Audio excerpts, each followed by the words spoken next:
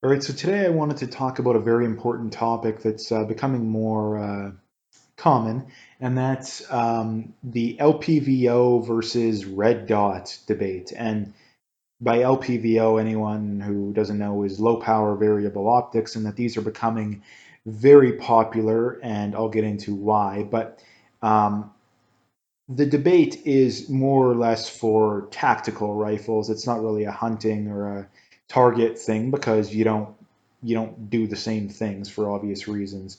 But they have their pros and cons, obviously.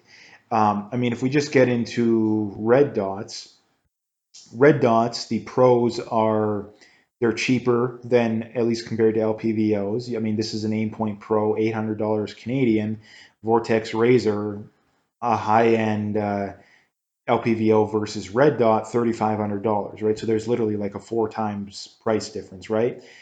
So way cheaper, like way cheaper for a high for any quality. The iBox and field of view, it's going to be a little easier, although I've seen, or target acquisition, I guess would be the best way of putting it, is going to be a little bit easier for a red dot, but the quality of LPVOs is getting better all the time. The quality of red dots is, I mean, they're getting better in some ways, but as far as target acquisition, it's going to be virtually the same now and 50 years from now, right? Um, so again, red dots are going to be lighter, right? They're going to be lighter, and arguably, in fact, I'd say they probably are going to be more reliable. I mean, if you take some of these high end aim points, like you've had guys that are dropping them out of helicopters, out of vehicles doing 80 kilometers an hour, and they're going to hold zero no problem, right? Especially like some of these high end ones, right? LPVOs, they're going to hold zero pretty well, but they're still not going to be quite as good as a red dot. Um, so again, those are kind of the benefits of a red dot. Again, red dots are also going to have endless eye relief. Like I say, that's basically the upsides. As far as LPVOs go, the main benefit is the power that is built into them, usually 1 to 4, 1 to 5, 1 to 6, 1 to 8, and there's upwards of 1 to 10, gives you the ability to crank up that power and engage targets from further distance.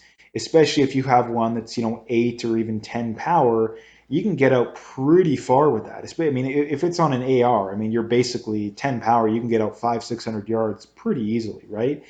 Um, so you are basically it's basically the all-in-one thing, right? Like I say, the downside to an LPVO, it's going to be more expensive.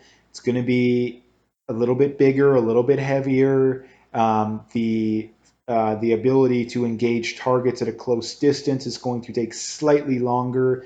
Although I've seen professionals make videos on that, and there's virtually no difference, especially once you get used to it. That's something people bring up a lot, but I think it's overstated.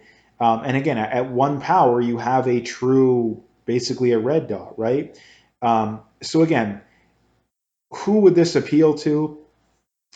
If you're like SWAT or something like that, where you're literally like the only thing you do is close quarters, urban combat, then I would go with a red dot.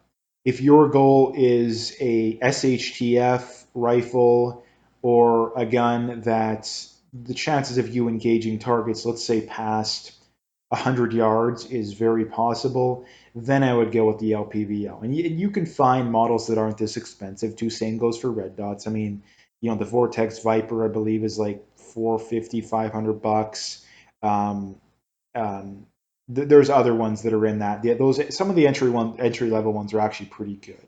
So you can spend 400 or 500 bucks and get a solid quality one, right? So that's another thing that needs to be brought up. But again, from my point of view, LPVOs are only going to get more popular simply because it's not a shoot to 1,000 yards or maybe even and beyond kind of thing, but it's something where you can, and not only that too. Let's just say, oh, I can shoot my red dot out to 300, 400 yards, but another benefit too is the ability to pick up on targets, right? Because let's just say you're in an urban setting and you want to be able to I don't know, observe something, or maybe you see something you don't know exactly what it is. You have that power, and you can take a look at what it is. Now, let's just say you don't have binoculars or a spotter or whatever, right? Um, so again, like I think someone that wants to shoot targets in their spare time, but you also want it to use it to shoot coyotes or hogs or whatever it is, this is the perfect setup, right? Because you have something that you can crank down, you can use as a tactical close quarters thing, but yet if you want to go hunt with it, you can crank up the power. I like I say personally, I think it that LPVOs are the perfect thing. And now again, they are going to be a little more expensive, a little heavier, but again, you do have that best of both worlds, right? And I think they're only going to get better as time goes on too, because these haven't been around for very long. I mean, even 5 years ago, like basically no one had these, right? Especially 10 years ago, literally no one had them.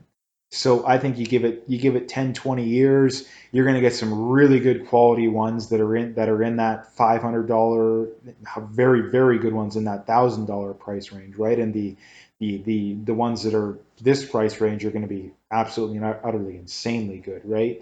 Um, so again, they're only going to get better over time. But again, when it comes to red dots, they're pretty basic. Like there's only so much you can do, right? So that is something that I just wanted to bring up because I think that there's a lot of people that new gun owners, et cetera, they're like, hey, do I get a red dot or do I do this? And like I said, I think it comes down entirely to, do you want to hunt with it? Do you want to maybe shoot targets at a little longer distance as well, right? I mean, that's something too, is that, hey, maybe I want to use my semi-auto for, close quarters, shooting steel or targets, whatever it is, but I also want to be able to stretch it out to, 3, 4, 500 yards just to see what it can do, right? And again, although there's people that do it, I'm not denying that. It's a lot easier to shoot a, 8 power, 10 power at 4, 500 yards than it is a red dot, right? So again, that's just my 2 cents. So again, if you like the video, hit that like and subscribe if you haven't already, and stay tuned for more.